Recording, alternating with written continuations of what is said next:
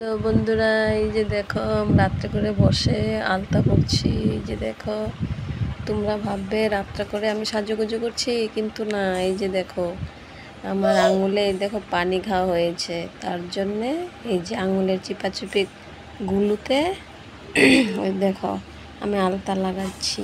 এই যে এইভাবে চিপাগুলোতে যার যার পানি ঘা হয়েছে, তো এই যে এইভাবে আলতা লাগাতে পারো।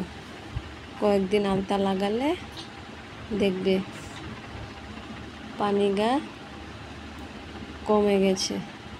তো এরকম করে যাদের যাদের পানি গা হয়েছে, মানে এগুলি যে জলে কাজ করতে করতে হয়, তো আমরা তো জানো আমাদের ঘরের কাজকর্ম তো করতেই হবে, যেহেতু আমরা হাউস ওয়াইফ।